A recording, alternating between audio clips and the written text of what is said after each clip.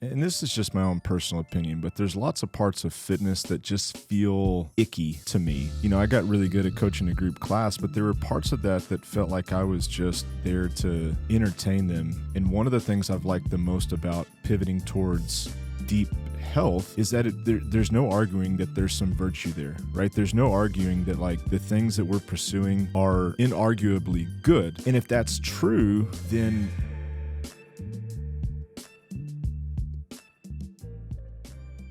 start wherever, but probably as a good starting point, what I've made a mistake of in these past episodes is not properly introducing someone. Just think like, all those details are not that important, but let's start there. Who are you? My name's Jessie O'Brien. I'm the founder and head coach of Central Athlete and Central Health here in Austin, Texas. So what we do is we help people live a badass life, and health and fitness is the medium for doing that. I don't remember when you and I first met, but it's been several years. You're somebody I hold in high regard. I mean, I think it was probably when you were first starting and you were at the downtown location. There actually what could year have would been, that been? Yeah, I mean, that could have been like 2015 to 2018, but I don't know if it was you or your brother. And 2008 at GSX in Fort Worth, there was Dutch Lowry held a seminar, and I attended that seminar. It was like back in the day, and I can't remember. It was one of you boys was there, and I just remember I was like, oh, Dutch has like been in the industry forever, and he knows it all. But one of you guys was there, and so that could have been our first, kind of introduction. And then back, 7 years after that, probably up in Austin. Wow. I know exactly what you're talking about. Like, and I don't even know how I crossed paths with him. I think just like you, is like there weren't many people like doing functional fitness at the time, and he had a very good reputation, and so I think I sought him out and tried to use the A&M connection. Got to go to his little garage thing, and man, that was a good time. So you and I both share like that background in at least our introduction. And I remember some of the salient points of your background, that you coached overseas, and you were introduced to this through like a group model as well, where, like so many, the first touch point was in like a large group. There wasn't a consultative process. There wasn't really any individual attention.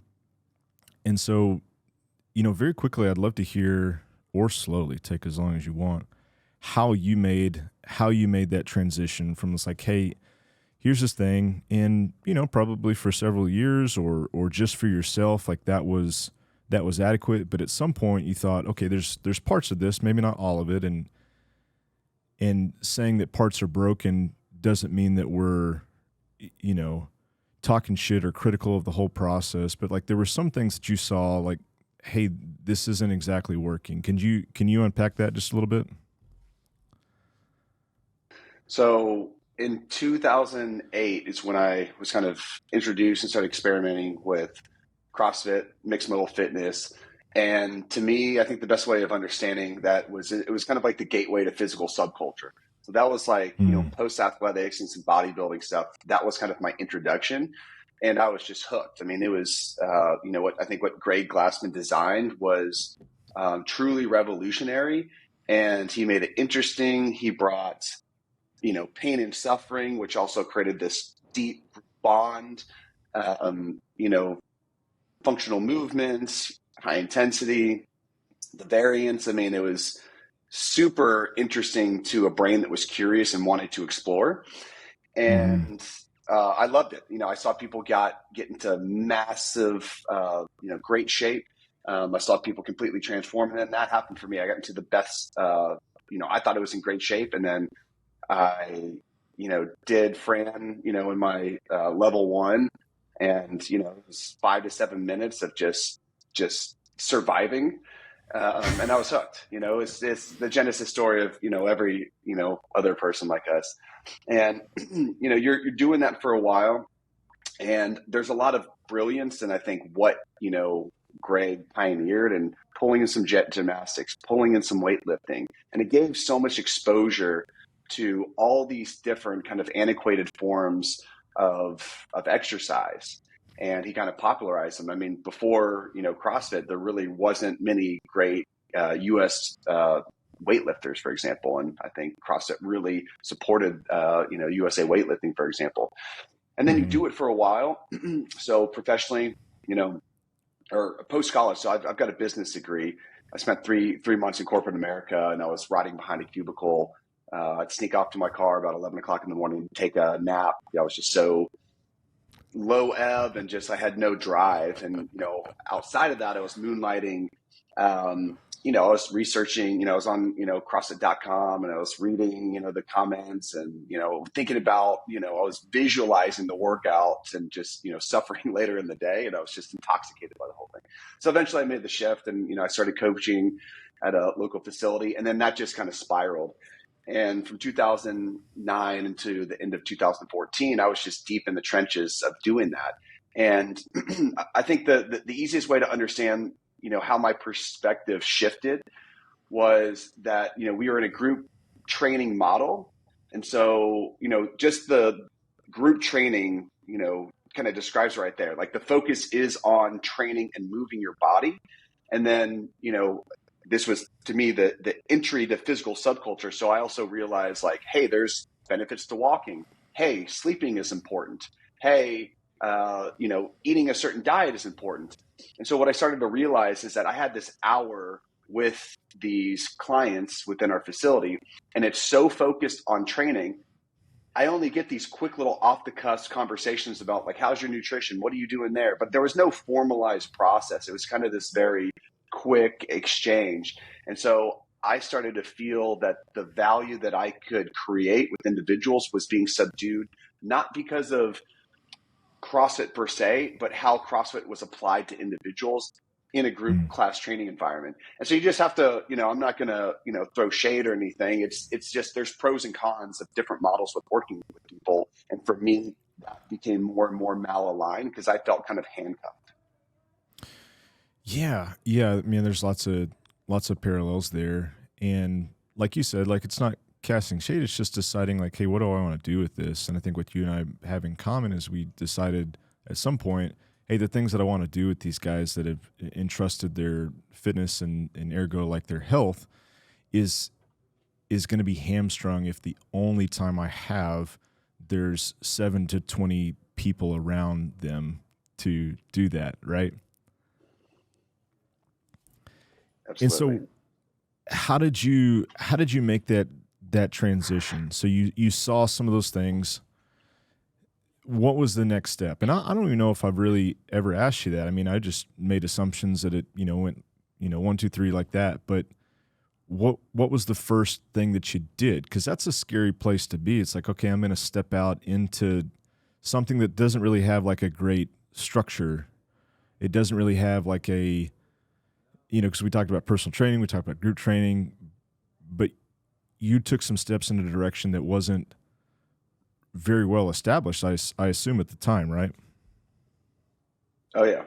Yeah, so this was 2015, so it was still kind of in the throes of the heyday of CrossFit. And, from 2009 to 2014, I had come to become an owner within the local CrossFit facility where I was working. Mm-hmm. And so in 2014, I got to a place, and I had 2 business partners at the time. And I said, hey, I've kind of gotten kind of deep into this world, and I want to make some serious changes. Are you guys on board with this? What do you guys think? And long story short, I was bought out, and I kind of started from scratch, essentially. So I, started. In other words, in no. January. No, yeah, they're not on board. And honestly, it was the best decision, because there are, I do some kind of business consulting on the side. There's a lot of people who are trying to shift their model, and I have to explain to them, is like, are you prepared to potentially lose 75 to 90% of your clients in doing this? And it's such a tough pill to swallow from a financial perspective, from an emotional perspective. And it was probably good that that I kind of pulled the rug out from underneath me. Mm-hmm. And, you bring up a good point. And so, we definitely have had like first movers advantage. We started something in, Austin, Central Texas that nobody, really was even thinking about at the time. But it was almost so early that like trying to even explain what we did, people are like, so what are you doing? Like they're like, Mm-hmm. how does it work?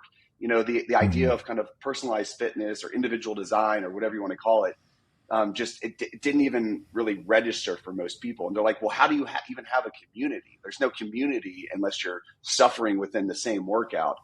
And so we had a couple people, I think, who trusted me and were like, whatever, I'll just do what kind of Jessie says. And then they refer the friend and another Mm-hmm. friend. And it just kind of organically kind of evolved from that point. Yeah, and I found that there's obviously resistance to change, but whenever you come up with a new idea, what makes sense in your brain, what makes sense in my brain, there's a disconnect in how I communicate that. And the only thing that I've found is the solution is to say something about 500 times more than I would like to. And so I'm sure, like some of that was just like, hey, I've got to just give enough context, like enough insulation to this thing that you don't have a frame of reference for that you'll feel comfortable with. And, I do think that's a tricky thing because, one person will tell you, hey, listen to your customers, man, do exactly what they say. And then somebody else will tell you, hey, what's the quote? Like, if I listen to my customers, I would have just built a better horse instead of a car. It's like what Henry Ford said. So it's like, I got to believe it's like somewhere in the middle. It's like when something's really new, yeah, you have to be really patient with people, but be really, I think the end result is if you're convicted enough, they will trust you. Absolutely. I've kind of wrestled with that a bunch of like, do the consumers dictate how you should be applying your services, or, does the business owner do that?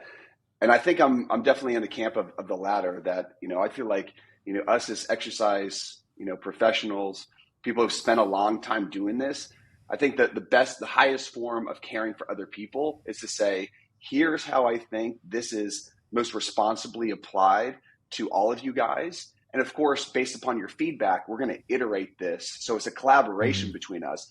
But Mm-hmm. I should be the one kind of like leading the charge and saying, here's the highest form of care that I can give you is with this model. And I think that we should be the ones who dictate that, because, if consumers dictate it can, I don't know, like it can go down kind of a gnarly path. I mean, before, when I was previously doing my work, I kind of felt like kind of a pool boy, if that analogy makes sense. Like I was there to kind of service something that was going to keep kind of filling up with leaves. Like they were going to go off and they were going to go eat and drink. And then I was there to help burn off that energy for them. And so it didn't feel Yeah. purposeful over time. I'm like, there's always going to be leaves in the damn pool. Nobody's ever like trying to prevent the leaves from getting in there. I feel kind of almost like used in a sense, and it didn't feel fulfilling. And that's kind of part of what wanted me to kind of change some things. Yeah, man, I can agree with that quite a bit. And something I've been thinking about a lot is there's lots of, and this is just my own personal opinion, but there's lots of parts of fitness that just feel icky to me. I got really good at coaching a group class, but there were parts of that felt like I was just there to entertain them. And one of the things I've liked the most about pivoting towards deep health is that there's no arguing that there's some virtue there, right? There's no arguing that like the things that we're pursuing are inarguably good. And if that's true, then the fact that I've thought about this more than the client or the consumer by default means like, hey, we're gonna start off on the tenets that I've thought of, and then just like you said, from there, like, hey, the way that unfolds and the way that we personalize that for you, and even the bottlenecks that we discover in your life is going to make it very personal to you, and yeah, like we'll figure out better ways to navigate that and better tools over time. But yeah, I couldn't agree more that the fact that our ethics of pursuing this are very clear, I think it's okay for the business owner and for the coach to lead out in that relationship, versus being like, hey, well, what do you want to do? It's like, if you do that, like, of course we're going to keep it surface level. Like, of course it's just going to be about, showing up and exercise. So I think there's no other way around that, especially with what we're talking about. Maybe if we were accountants, it'd be a different model. But with this, I feel like we have to be the leaders. Yeah, and I think that also gives people a sense of trust and the feeling that they're kind of in good hands. It's like, okay, this person Mm-hmm. has spent a lot of time thinking about it, refining it, challenging those notions, trying to play devil's advocate, and ultimately, through the course of years, decades, they've come to this conclusion about the way that they feel like they can help me. And based upon the way that they're communicating to me, I can feel, or I don't feel that it resonates or doesn't resonate. Mm-hmm. And and I'm all, what we do is not for everybody. There's a lot of people who are going to be served well, like not going to a gym, who are going to be served well going to body pump. And I support that. Whatever like form of moving your body like feels most appropriate to you and syncs up with your life, like hell yeah. Like at the end of the day, we all need to be using our bodies in whatever culturally specific ways make sense for us and for our individual bodies. But I would make the argument that people that have a model similar to ours and have spent a lot of time thinking about it, the chance that we're going to really be able to support whatever specific objectives they have, we're going to be a little bit more efficient, in doing so. And I think there's also secondary responses, like just losing weight is like, that's great. If you've been overweight your whole life and you're 300 pounds, now you're 200 pounds, you feel like a different person. But I think the real benefit is when you learn these virtues through being disciplined and getting stuff done, cultivating, motivation or leaning into your discipline when you don't have it. I mean, these things, having an intelligent approach, let's say, being strategic with how you use your energy, all these things apply to every other aspect of your life. And I feel like a dum-dum sometimes, and I got to like come into the gym and I got to just like hammer these lessons into my brain. It's like, oh, if you're not consistent, you're not going to get any meaningful results. That doesn't just apply with your physical body. That applies with your sleep. That applies with your tax strategies. That applies with how you develop a relationship with your kids. And so these virtues apply to every other aspect of your life. And so ultimately, like I really mean that, like, fitness and healthy lifestyle is the medium for a badass life because it teaches these virtues. Yeah, there's so many things in the gym that's a really safe environment to feel some of these things, that has some latent symbolism. And I mean that that has nothing to do with like my business plan here in Dallas, but it is something I personally think is like the gym is reduced down to something like so superficial. And for me, just like you described, like it's been such this great carryover to being a better dad and to taking some of those micro lessons and saying like, oh man, everything else works the exact same way. And that's pretty cool. Absolutely. So you've been at it as a sole proprietor since 2015. I want to talk about Central Health, but as far as Central Athlete, like what has changed when you look back? It's like, hey, I started it with these notions, but now, 8 years into the future, I feel that my perspective's changed a little bit. Or, we did it this way and now, really I found that this works better after years of trying it. Anything come to mind? So my evolution within Central Athlete, I think, has really been starting to hold a little bit less stock with what the importance of training and building value around, do you have friendships outside of the gym? Do you, have good quality sleep? Are you walking? You're hydrated? Spending more time speaking to those types of things, because where I push my attention, my focus, and my conversations, it's also going to start to build some value in these people's brains of where I feel like they should be highlighting those aspects of their life or not. And so if I'm only talking about, what's your bench press and, how many pull-ups you're able to do. And, that's where I spend 95% of my conversation, which still is important. I just think it's imbalanced. So we have something called, the health wheel. And so it's, essentially we've seen these things before. I think Paul Chek probably in like the 80s or 90s developed something similar to this. Mm-hmm. But, each aspect of the wheel is a different aspect of health. So you have your physical body, you have your like financial health, you have your spirituality, you have your social relationships and friendships, right? And you can figure out, the 8 different spokes of this thing, and maybe it's less or more for some people. But that's, we're just talking one sliver of the pie is moving my meat sack around every single day. Sorry, was that meat sack? That was meat sack. Yeah. Okay. You heard it here first, folks. Meat sack. That's amazing. Yeah, man, we started to do something similar, especially with the social part. We ask, easy Likert scale 1 to 10. How would you rate the quality of your relationships? How would you rate the frequency of those interactions? And do you feel like you're a part of a community that has a purpose outside of just yourself? And the answers to those are, well, they're pretty sad. Across the board.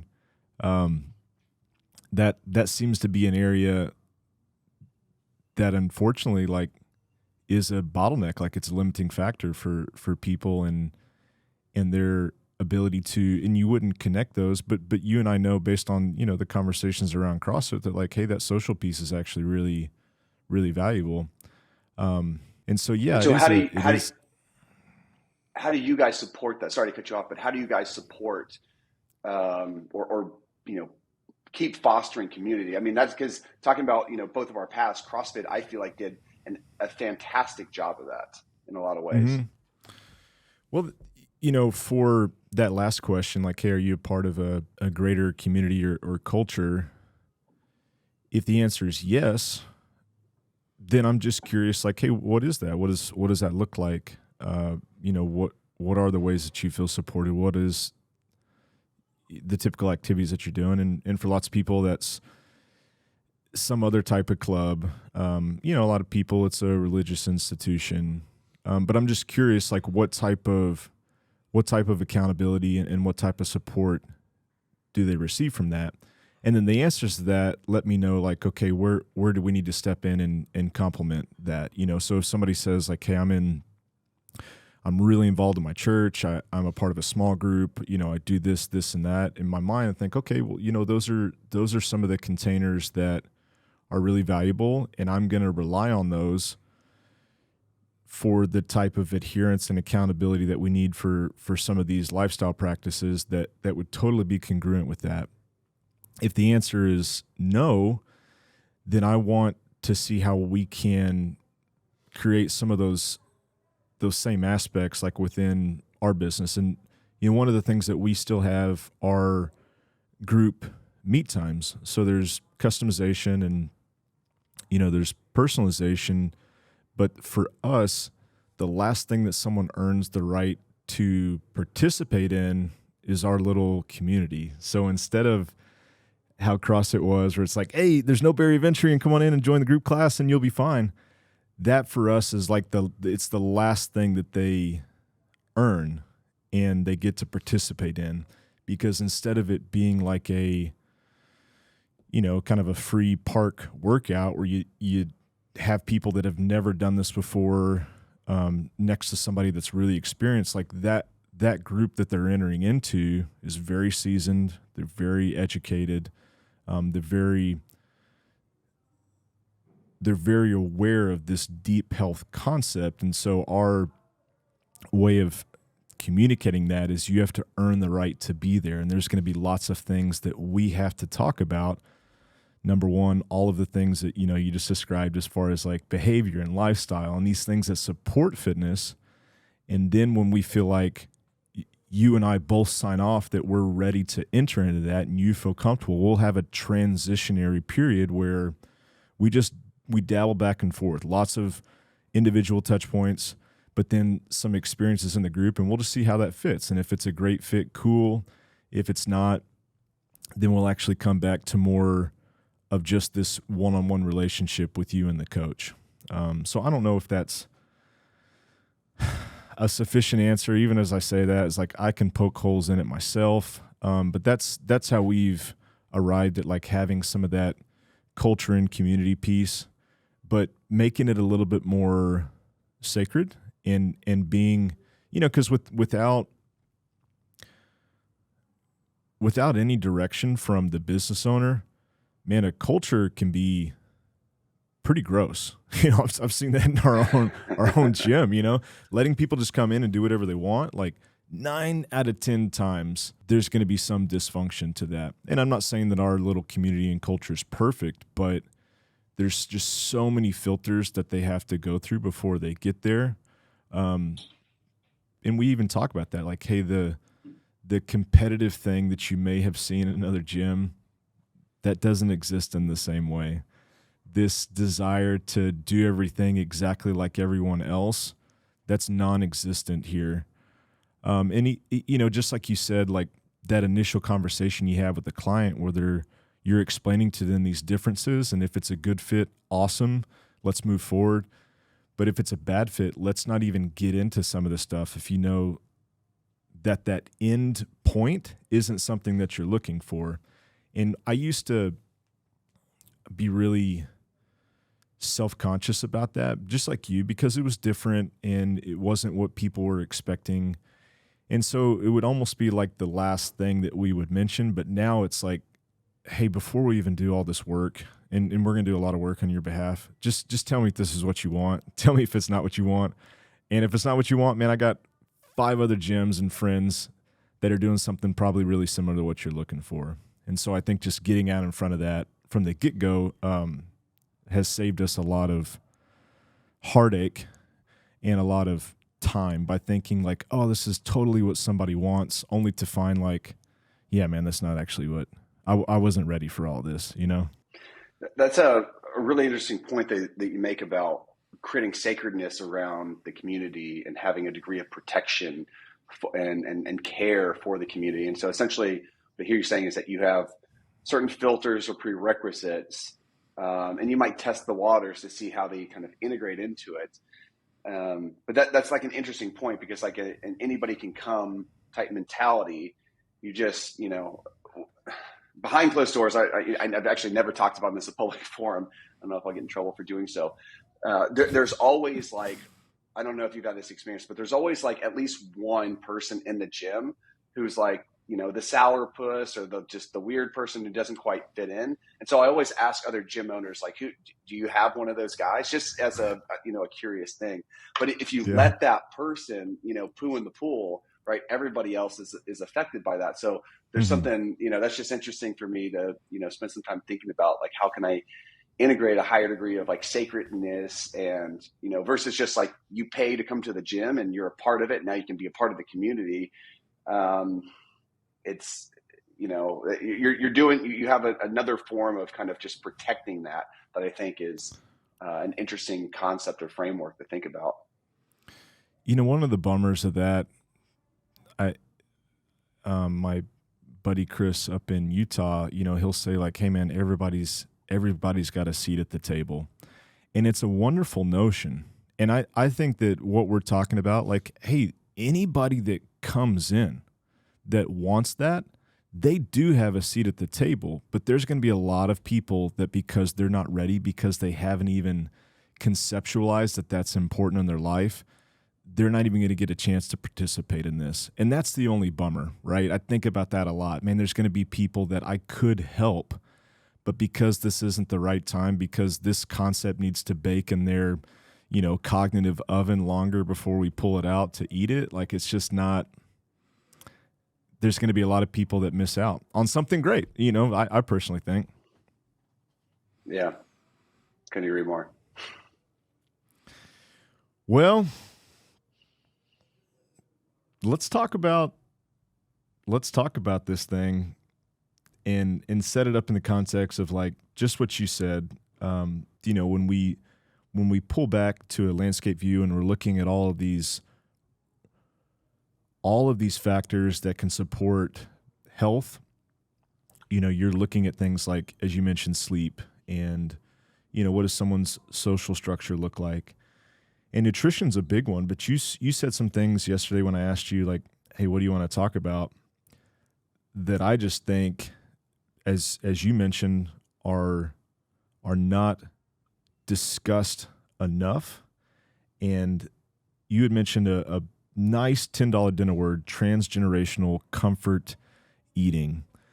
So let's start at the beginning. And when you work with someone for the first time, I'm sure there's a few tools that you use as far as just getting an understanding of where someone is from a nutritional standpoint. What are some of those things that you do?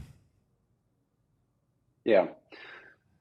Yeah, so some of the tools that we're leveraging or we're prescribing for nutrition, one of the first ones is a food/emotion journal. And so it is, slash like noticing journal. So it's essentially a chronology of the foods, the beverages, anything with calories that they're eating throughout the day. So 7 a.m. I had a bagel, noon I had some smoked salmon, I had some blueberries, for dinner. Maybe a weird diet right there. And you also have like the noticing of like, I was, driving around in my car and feeling or noticing, that I was just, I was go, go, go, go, go. I was in my car. Maybe at 11 o'clock, they noticed the feeling of overwhelm. Maybe at 1 o'clock, they were feeling happy. And so you get this chronology of emotions, this chronology of what are they noticing, and this chronology of like, what are the foods in their daily routine. And, I'm nothing special here. I believe all humans have the capacity to just like, gather information. And then do we see any patterns here?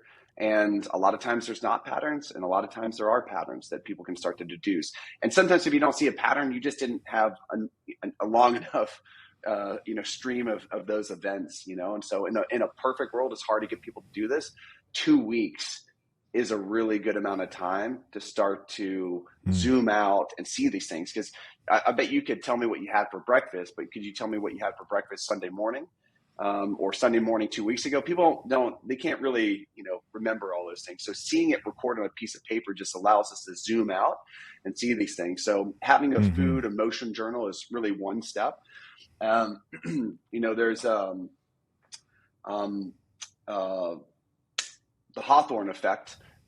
Is essentially, you may know what this is, but there's a lot of power just to recording your food in this example. And when people believe or know that somebody's going to be looking at that, it's going to consciously or subconsciously affect their behavior. And so without me telling them, to eat, chicken and broccoli and Brazil nuts or whatever I'm telling them, they're going to be more apt to kind of start to shift their food in a more intentional direction.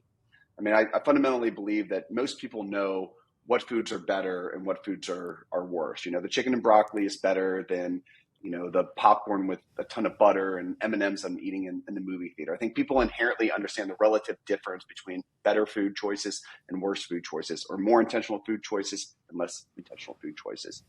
And then you have kind of some more of your kind of generic things, which is, hydration. I'll have people actually log their water intake. Sparkling water doesn't count. Coffee doesn't count. Just how much water are you drinking on a daily basis? Have them log their protein intake. And then we'll also, within a food log, be able to assess their food quality as well. Everybody's got a different definition of food quality, so we'll actually have a conversation about that. Some people think that like a plant-based diet is the highest quality thing that you can eat. Somebody thinks an Ornish diet is better. Somebody thinks an Atkins diet. Some people think a ketogenic diet is better. So we'll have a definite, we'll try to understand what their definition of a healthy diet is, and we'll start to see, does it fit within that? So it's really kind of 4 fundamental things that we'll look at: food log, hydration, protein, and food quality. Writing that down. Food log, hydration, protein intake, and then food quality. Yep. And so if you think about it, before you're talking about food intolerances or carbohydrate or fat experimentation, like, let's just talk about some more of kind of the basic things. But fundamentally, everybody's a little bit different. So I hate to say like everybody should start with this one thing, because I think it does differ. But I do feel like creating more awareness with patterns of behavior and how that's linked to the emotions that you're feeling, I think that's a very, very powerful thing. And that does segue quite nicely into, the fancy word of transgenerational comfort eating.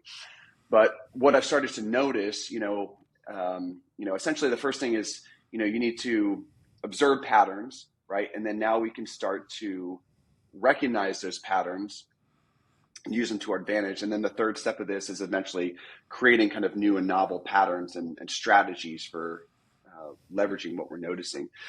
And so I've noticed over the years that there's a definitive tie between people's emotional state in some cases and what they're choosing to eat. But when you start to ask those questions, so when you have a consultative practice and you ask them, well, why were, just because you were feeling overwhelmed or just because you were feeling sad, why did you choose for food? And when and the way I'll frame it is, what's the genesis of that behavior? And then all of a sudden you see the eyes kind of like roll up and they're just kind of batting around and they're kind of searching their memory. And oftentimes they're talking about some experience or experiences that have happened between 0 and 18. And it's really something was modeled to them, and they may not have even recognized it at the time. But, like, for example, I had one client about 9 months ago say that his mom was really bad at giving him the emotional support that he needed when he was between like 7 and 12 years old. And so what he did is he then moved to food, knowing that food had a comforting effect within him. So when mom wouldn't give him the attention and care and support and attunement and validation that he needed when he was having some struggles, he learned that he could get a very similar feeling through food. And so this is where people ask me for just tell me what to do. Just give me a food plan. And I always just have such a hard time. It's like, I can give you a meal plan, but I don't know your culture. I don't know your food sensitivities. And I don't know any of this. And we're not working on really anything if I'm just like telling you what to do. So I can do it, but philosophically, I'm having such a hard time with why would I even want to do that? Because I think exploring this and your relationship to your food can be just such a powerful conversation. And I'm very aware of my own food practices, but I definitely feel a lot of my time and experiences with food. For example, I've gotten into the habit of going out to dinner with my wife, and that is just, there's nothing inherently wrong with that, but that's this way that, like, we've had a long week, we want to connect, and we're kind of using food as a tool to bond, but also it's kind of almost has like an intoxicating effect on us as well. Like it's like, oh, we get like, something that we don't normally eat, and it's kind of this dopaminergic hit. But maybe we could build something within our relationship to get a similar effect, but it's not so based around food. That's really like what I've noticed for myself, what I do 75% of the time with myself. And I'm like, do I want that to be one of the primary ways that we're relating to each other? And there's no good or bad. I think it's just the context really depends. But if I'm spending so much time doing that, is that the way that I want to live my life? Yeah, you said so many things I want to talk about. Back to the, hey man, just tell me what to eat. I think hearing you talk, what our answer should be is, hey, let me not teach you how to eat. Let me teach you how to regulate your emotions. And then eating will actually become potentially easier to make those choices. Because I couldn't agree more. And one of the things that's tricky about nutrition is it's necessary. And so there's an essential aspect to that activity that's different than doing heroin or scrolling on your phone or any other addiction. And so it's this really complicated thing where sometimes we eat just because it's necessary, but then as you mentioned, there's a fun aspect of it, right? Going out to eat, there's a celebratory aspect that's not to be vilified, right? There are, just as we say there's like transgenerational, comfort eating, we can look back to some of the wonderful memories of our past and say, hey, celebration and potentially food or drink like was a part of that. And so, sometimes looking back, we only see the trauma, but man, there's also times where it's like, man, we were in a certain setting, and because food was present, it actually accentuated that experience that we look back with great nostalgia. And then there's, so if there's nourishment, there's fun, there's a mindless aspect of eating that I think, back to emotional regulation, it's this signal that, hey, you're trying to, literally you're trying to do something where you don't have to think. Like clearly you're in need of disconnect, and there's nothing wrong with that. And then that last category of, I guess you would call it like binge eating, where if mindless means like, oh man, I just had that snack and I didn't even realize it. The difference there would be, oh, I absolutely know what I'm doing. And the reason I'm doing it is to, like you said earlier, to satisfy the emotional hunger that I have until I'm so doped up, it feels like it accomplished what it needed to accomplish. So it's a wildly complicated thing we're talking about, but extremely. Yeah, I want to ask that when you're with the client, and not you, but they look at the paper, and like you said, there's enough distance, and they say, wow, there is a pattern here. What is the next step? You had said earlier that, these patterns we can set up to support us or they can destroy us. So you have somebody and you're at that place where there's a recognition like, oh, wow, like I tend to have these certain feelings. I tend to have these certain correlations to then what I consume. What do you do there? Yeah. A great question. Yeah. So what do we do when the client observes this phenomenon and they become aware of it? And I think sometimes like that is the solution, is you've uprooted the subconscious into the conscious brain, and so there's power just to doing that. So now they're aware, they see it. I think there's just a lot of power. Like a lot of times the coach always feels like it's like we gotta like get something done. And I think for me, and I definitely embody that and have a lot of that, I've had to be okay with just that process of, they went through the process, which is hard for people to do, to record their food, record their sleep, record their food, record their emotions, record what they're noticing. Like just doing that, great. You got work done there. Second thing is, were there any observed patterns? Sometimes there's not, sometimes there are. Yes, that we observe patterns. Third thing, what do you think of this? How do you feel about this? Let's have a dialogue about that, right? So just holding space, for that exercise to happen, and you're uprooting the unconscious to the conscious. You're pulling that into a higher state of awareness. I think just that is enough. But the great follow-up question is, okay, so you are reactively eating food every time you're sad. We observed that. How do you want to respond versus react? And letting them, right? I mean, this is, kind of motivational interviewing, is you're trying to evoke their own motivation for change. And so you're letting them do the coaching. All I'm doing is I'm asking some questions, and I'm kind of facilitating the forward progression of this conversation. But they're doing all the work. They're coaching themselves. Man, that's so good. And as you're talking, it's like there is this laborious process that we do with active listening and motivational interviewing. But in that scenario, I think what I would really want to say, if I didn't need any bedside manner and it wasn't them that had to make the, choices and actions, I would just say, hey, does that shit even work? Like this thing you're doing to feel a certain way? Like how's it working out for you? You did this thing and you felt this way right after. How'd you feel 24 hours after? You feel pretty good? Is this working at all?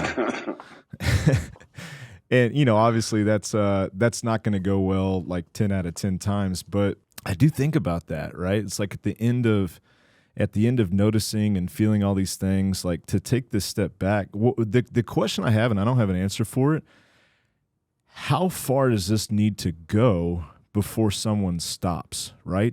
Like how much does this thing have to scuff you up before you make that recognition that this shit like doesn't work? Like it's not the strategy that gives you what it is that you're really looking for, right? Which is the ability to like, process how you're feeling and feel better.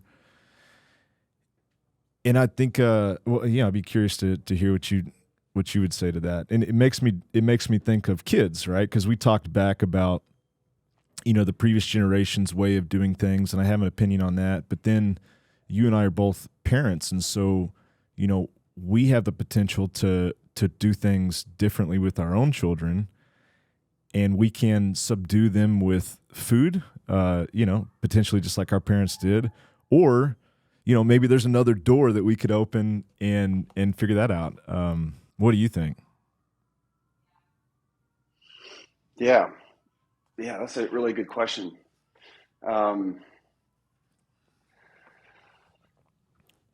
I think it starts to, even for myself, when you start to ask these questions, it's just kind of pulling some of these things that we just do almost like reactively or automatically, and it pulls it to a higher state of consciousness. Like, who do I want to be? How do I want to parent?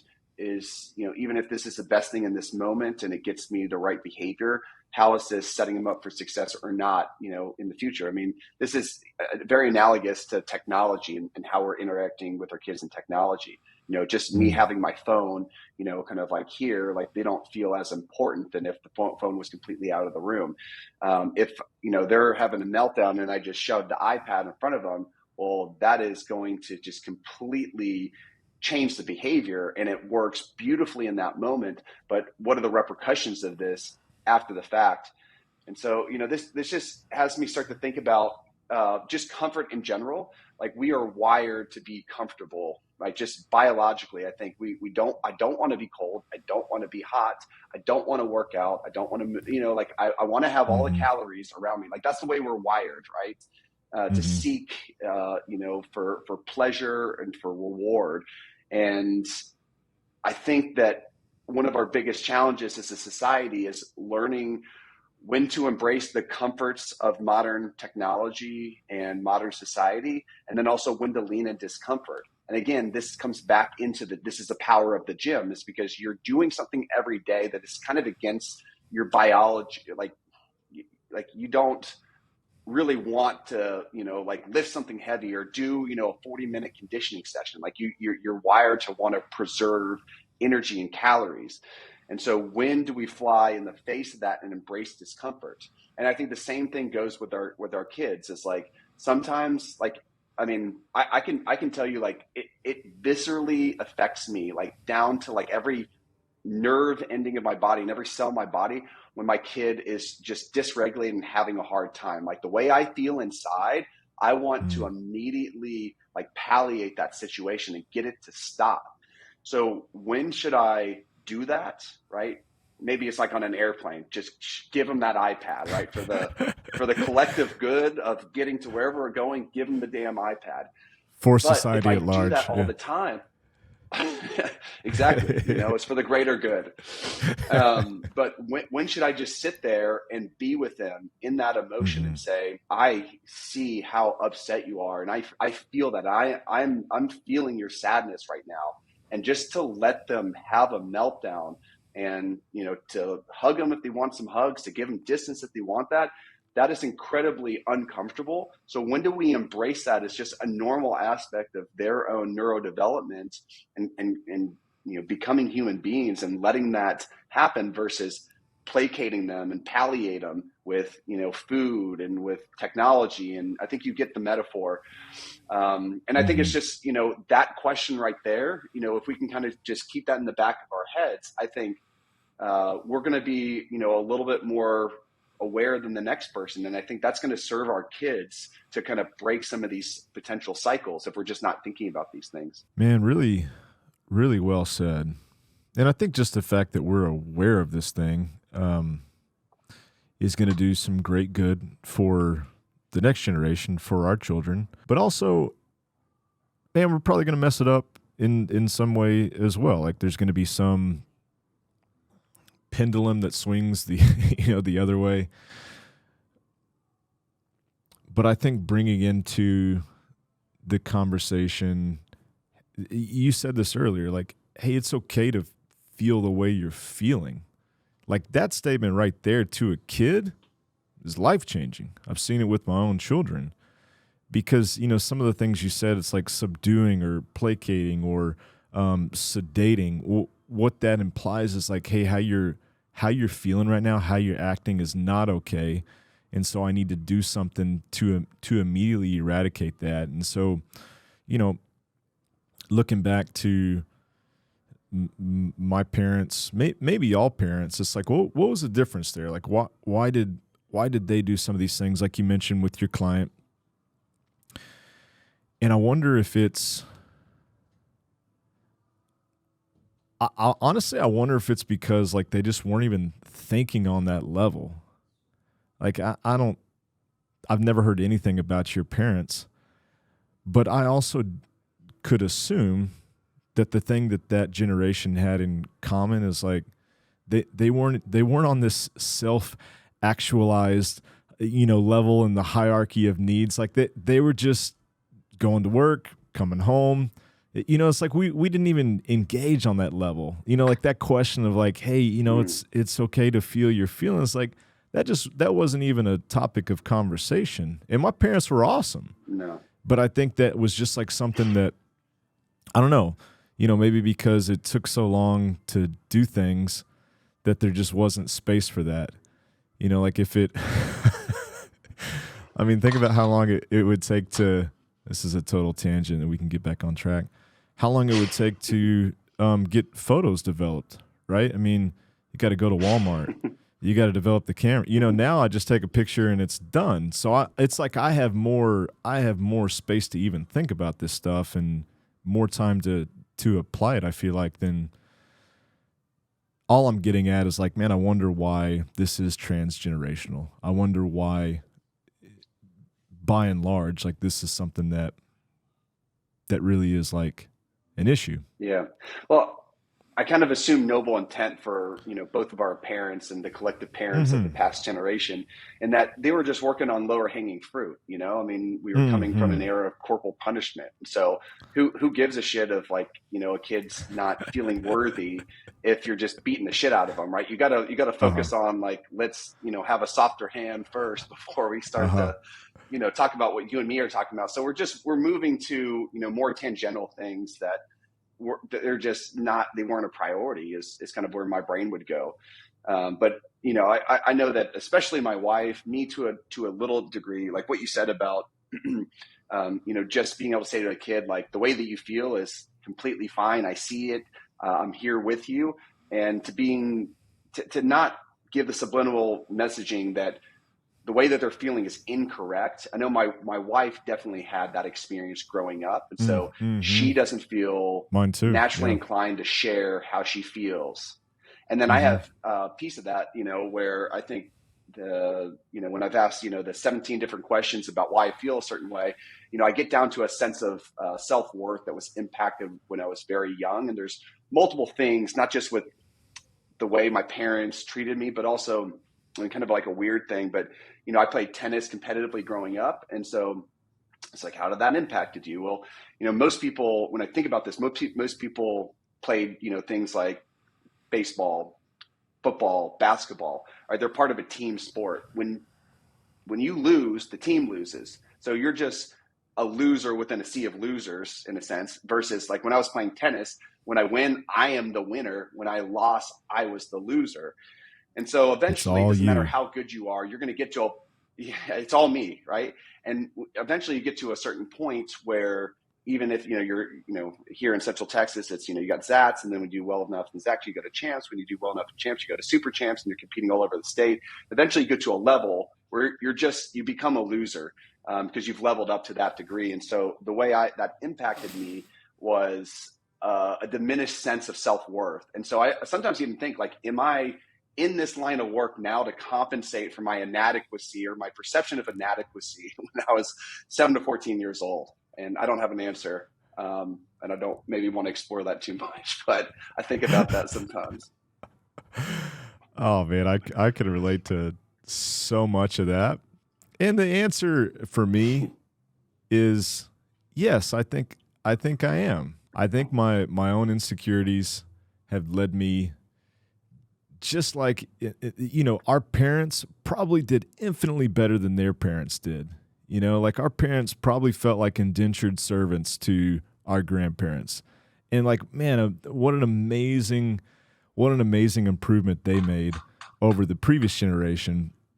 And I got to think like that's why I'm doing what I'm doing is to potentially meet the 20-year-old version of myself that had all these emotional dysregulations and all of these weird things happening, and that I could somehow do a better job for like the next generation that comes up. Man, I love that. Yeah. So I'm really thankful for getting to those breaking points and having some of those scars. I feel like the light that has shined through those cracks has provided the juice to do what it is that we get to do right now. And without some of those experiences, I think I would just be unforgiving with people. Interesting. So would you say that that's, one of the primary ways that, living a healthier, more conscious existence has impacted you? I'm kind of curious, like, as you say, like around 20 years old, you have these wounds and scars. Do you feel like this kind of journey is like kind of helped, I don't know, understand that better? Or I'd be interested kind of like how you would respond to that. Yeah, absolutely. I mean, I think like you described earlier, I thought, and to a great extent, I think fitness was a safe playground for me to work out a lot of this stuff, right? But it got to a point for me where I realized just being in great shape wasn't going to fix some of those other things that I believed about myself. It wasn't going to fix the way that I handled stress. It wasn't going to fix the way that I interacted with people. And so for me personally, like I had to think through and figure out and experiment with different tools. And so, I like to say that the way the business has evolved is because of my own personal necessities from it. And then from there, it's like, hey, if I can figure some of this stuff out myself, for you or for anybody I get to interact with, it's probably not going to be the same tools, but we can come back to some principles that we can agree on that, just being great at one dimension isn't necessarily going to make your life thrive. What that thing that is lacking for you may be different than the thing that's lacking for me, but that concept that everybody has something that's lacking is, I believe, absolutely true. I was thinking in the sauna last night that everybody's a weenie at something, right? You said earlier, like the gym is a great place to lean into discomfort. And it's like even these guys that we celebrate on the internet, it's like David Goggins is a real weenie when it comes to relationships, right? That social thing you talked about, he's like a second grader.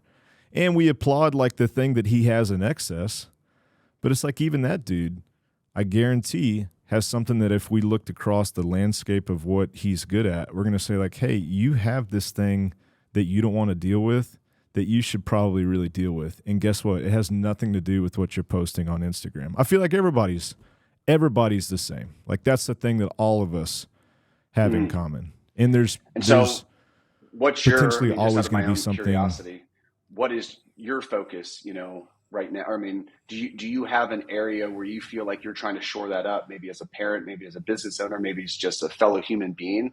Like where have, because I respect you in that you're, so you seem very self-aware, and you also seem to kind of embody this, desire, just,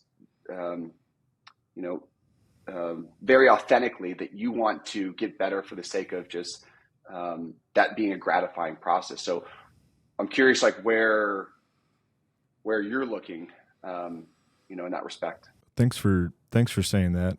Yes, that's true.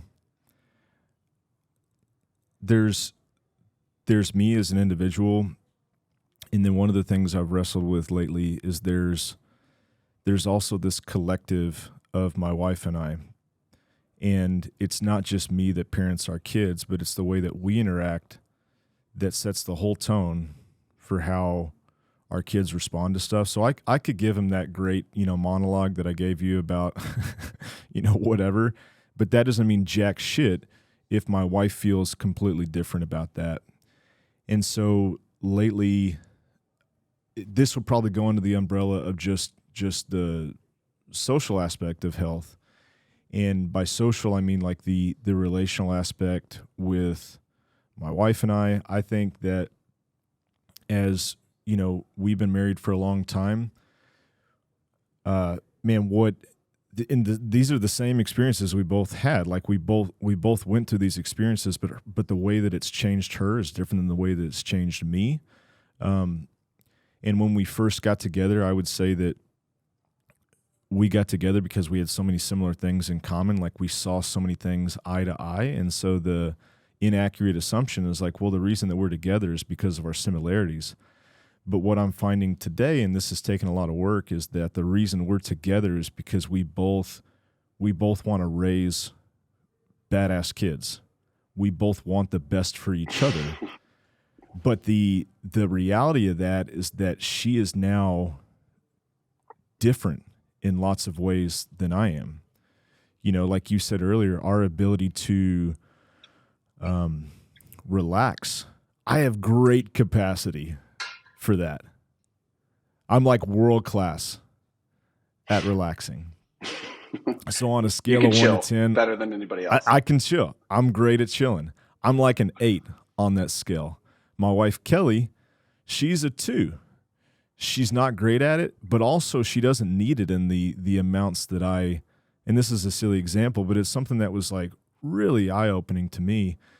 And so for years, I've in my mind, and maybe said this out loud, hey, couldn't you just be like me? I'm really world-class here. Why don't you come to my level? The same way that we see anything that's world-class and be like, well, that's the goal. That's what we should attain. But what I'm finding is like I need to find a compromise.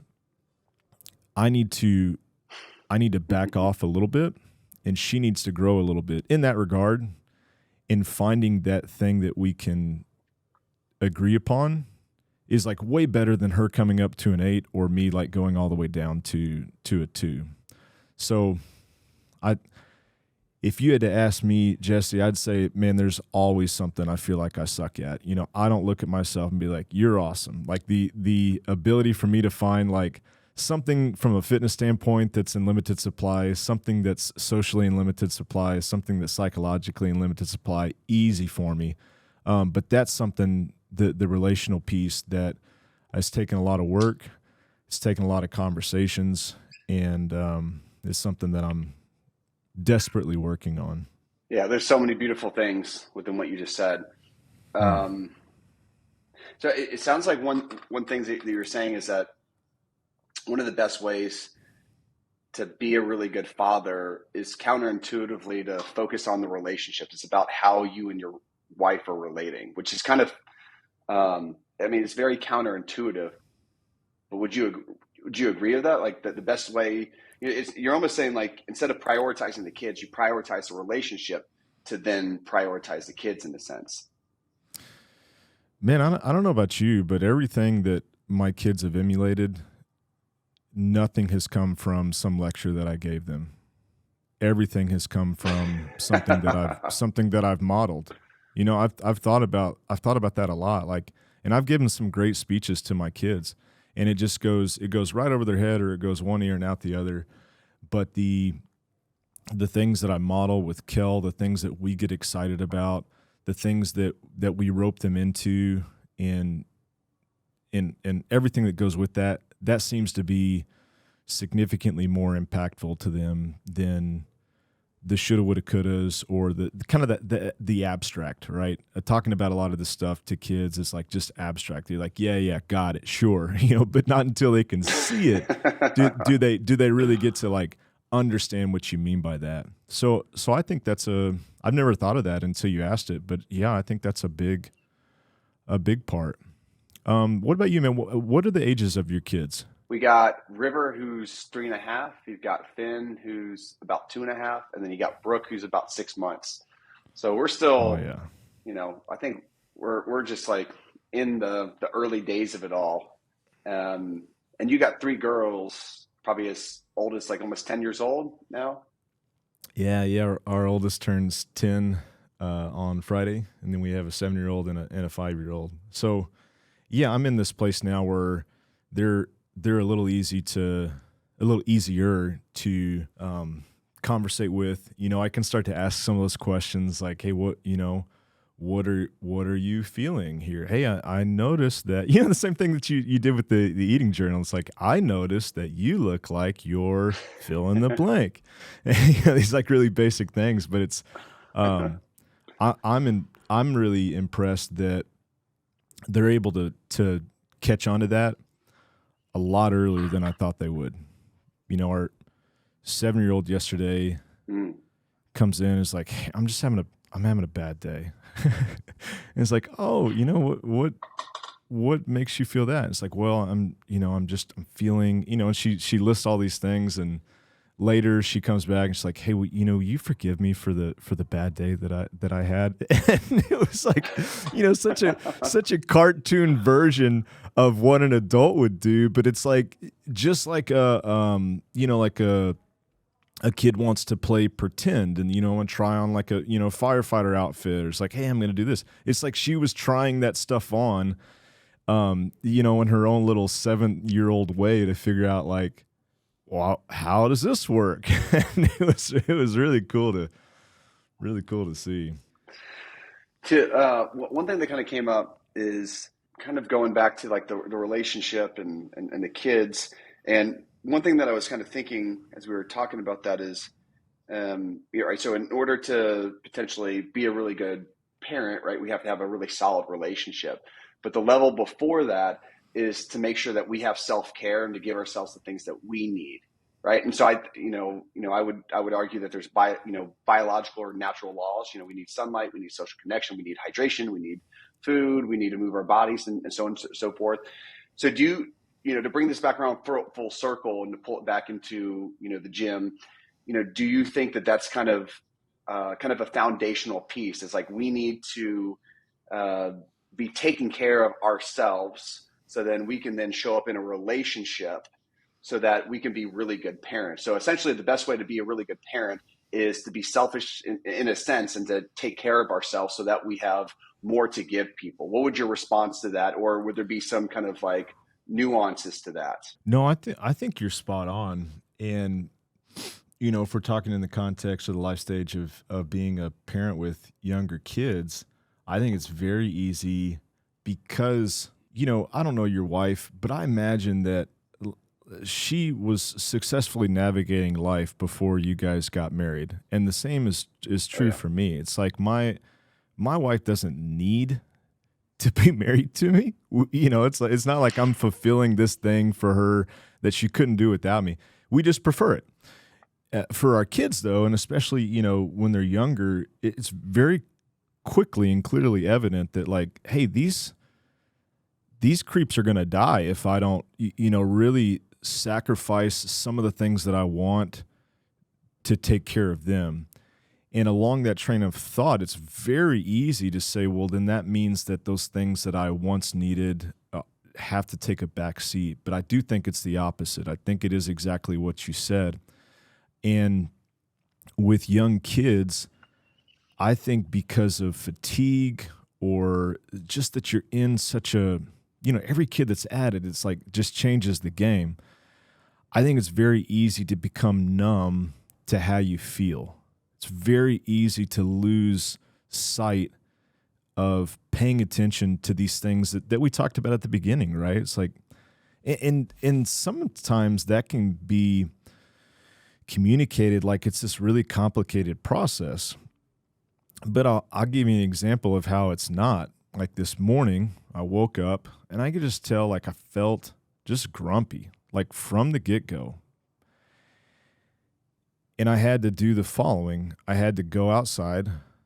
I had to do something physiological to get me out of whatever that environment was, So I walked, I slowed my breathing down, and I simply asked the question like my kid would ask me, hey, what's going on? What's going on with you? Why are you feeling this way? And there's an answer. It's like that's not real complicated, but there's an answer to that question. And I keep asking that myself the same way that if I had, you right next to me and you noticed those things, you would just ask me those questions as well. So in summary, I think that it has to start. There is no other way that this works. It has to start with the individual. They have to be really paying attention to what it is that they need.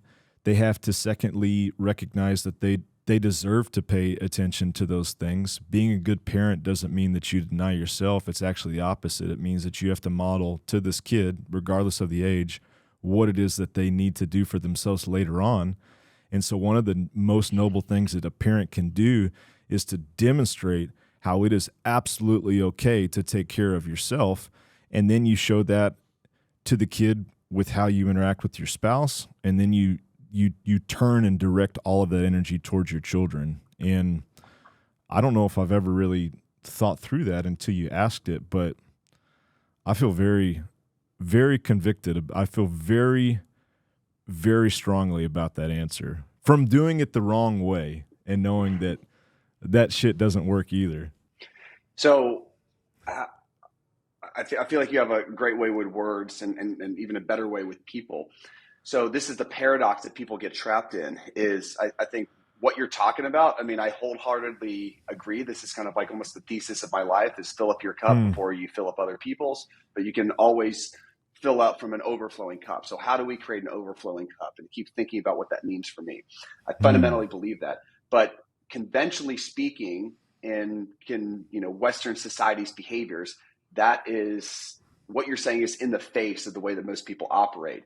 They're looking at how can they take care of their kids like in those moments. And so you get into this paradox of a win-lose scenario is either I can take care of my kids at the detriment of myself, or I take care of myself at the detriment of my kids. And so people don't see it the same way.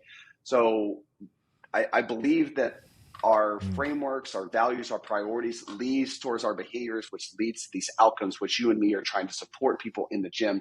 So if I'm sitting in front of you and I'm in this paradox where I'm like, I don't have time for self-care because you don't realize how much shit I have going on. I have to focus on the kids.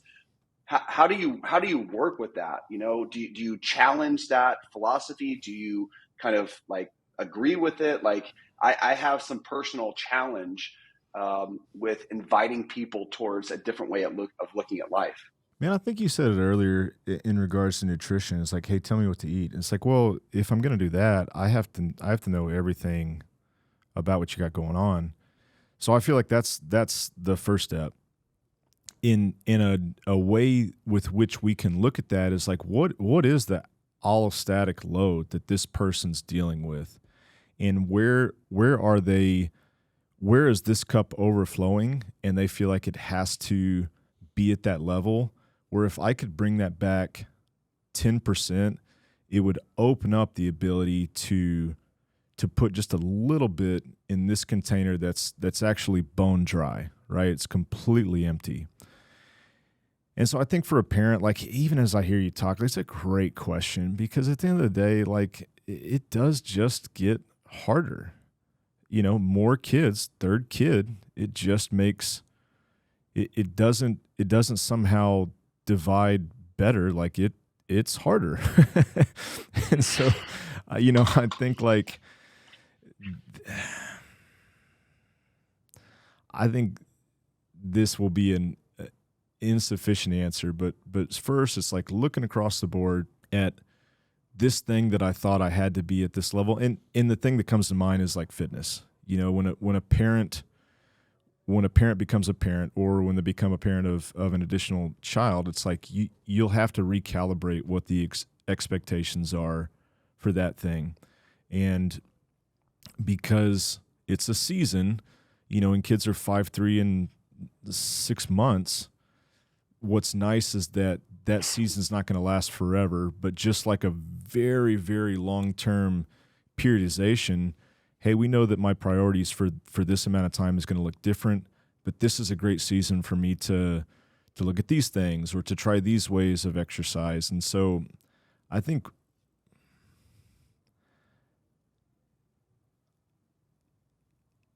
we have expectations so high that we have to give ourselves permission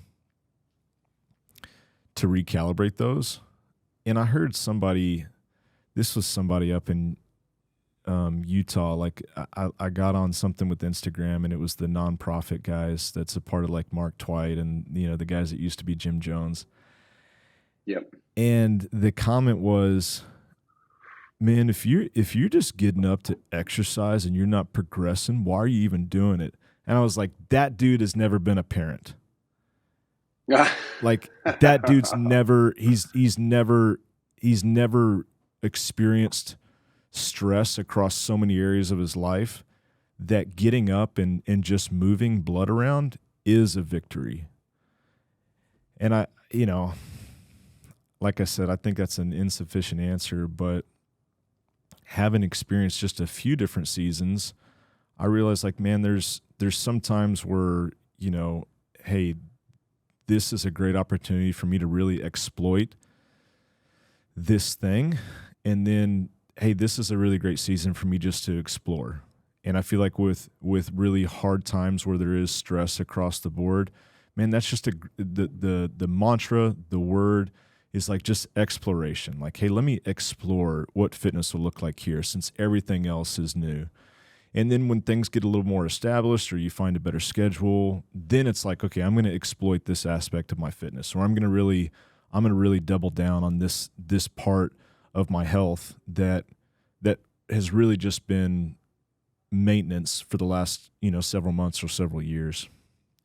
What do you think, man? This is something I'd love to hear your opinion on as well. Oh, man. Yeah, I mean, like I said, I think this is something where, I'm trying to extract some free value out of your brand right now, and this is something that I kind of struggle with. But a lot of times it's kind of just poking holes in that notion, and but also agreeing with it at the same time. It's like we kind of choose our realities, and so I think you're kind of right. Yeah, it is kind of a win-lose. If you spend time here in the gym, you are taking time away that you could be caring for your wife, caring for your kids, doing things around the house. Like, you're completely right. But there's a different way to look at this that's also correct at the same time. And I believe that you're going to be more confident. So you're going to close bigger sales. I believe that you're going to have better energy, so you're going to be more efficient. Your mental acuity is definitely going to be better once we refine these concepts and implement them consistently. So I do actually believe there is a world where there's a win-win, where you're able to care for Mm-hmm. yourself, and that bleeds into making this other aspect even better. But ultimately, like, we choose our reality, and I think your reality is correct right now, and I believe my reality is also correct. And it's just choose the way you want to view the world. But the way that you're viewing the world right now isn't working because it's making you pick and choose. So we do need to look at that. And I think a part of that choosing your reality is to stay as far away from being the victim as you can. Like in nothing that you do will that mentality or that mindset like help you, right? So we talked about emotional regulation. I think like the mindset is really a big part of the reality that you experience. Like, hey, I've chosen to be a parent. I've decided. No one forced me to have more than one kid, right? This is the life that I've chosen to have. And I found that man, that can go miles in the right direction. And I'll say this. I mean, some of it is these big, lofty, philosophical things that we're talking about, but I think also some of it's just the practical like recalibration of what schedule looks like. Hey, I got a new kid. All right, this is what I think my new schedule needs to look like. Here's how I'm going to switch it up. Here's how exercise will look and the time I can devote to it. And to sit back and be like, okay, if all I got was 3 times a week and this much time, would that be enough? Be like, yeah, I think that would be enough. And then just to experiment with it and iterate and do the same thing for ourselves that we do for our clients, to not, I think, to give ourselves enough errors to know, like, hey, trying this ideal hypothetical schedule and it doesn't work. It doesn't mean I'm a failure. It just means the schedule's a failure. And then, The try strategy again. just didn't work. Yeah. Yeah. I mean, I think for my own life, it's like, when school started, my wife got up every morning and, worked out in the garage and then sauna and then cold plunged. And just last night, she's like, hey, and she's very, very disciplined, has no problem like leaning into something uncomfortable. But last night she's like, hey, I'm just over it.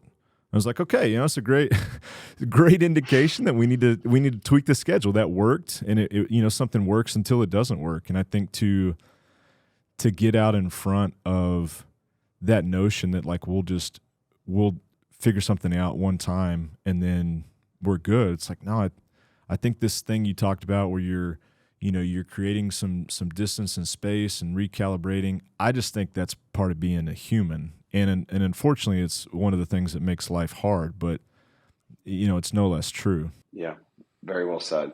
Yeah, we have to be flexible and keep kind of refining, and everybody's kind of just doing the best they can do, with the given set of circumstances oftentimes. Well, dude, let's call it right there. Let's agree to have Cool. a plan too. We didn't even talk about Central Health. There's 15 other things I want to talk about with you. Yeah. But thank you for also asking me questions. I felt like I got to be on the receiving end of the conversation, and man, all I can say is thank you. Thanks for what you're doing down there. Yeah, and y'all are doing something great up there as well. I still need to get up to, I went up to school in Fort Worth, and it's been some time since I've been back to, DFW, so I need to get down there. And I actually want to see and like better understand what you guys are doing. And I do have a client that's moving from the Bay Area to there. And so he's like a couple minutes away. So, and he needs a lot of help and support. And so he'll be moving there soon. So we're going to link you up. Hopefully he's a good fit for you guys and everything. But I just want to say that I think the thing that really strikes me the most about you is just you have this really natural sense of like humility that is very, it's like refreshing, and it also makes it really easy to hear your message because it feels like, hey, I'm just another person trying to figure this out, is the way that it kind of strikes me. So, I mean, that's also something that like when I talk to you, I get so much of that. And I'm like, I could be a much more humble human being. So as you're talking, I'm like just struck by your humility, and I just wanted to Oh, thanks, kind of man. reflect that and how it felt talking to you today. Thank you. That means a whole lot. Appreciate it. Dude, I'd love to get together with you up Yeah. here. If there's a chance to, I mean, Austin, I feel like is a way more fun place. I'll be down there before the end of the year. I'll look you up, but yeah, if for some reason it makes sense. I mean, probably not with the 6 month old, but if it makes sense to come up here at some point, I'd love that. All right, my man. Appreciate you. Awesome, man. Thanks so much for your time.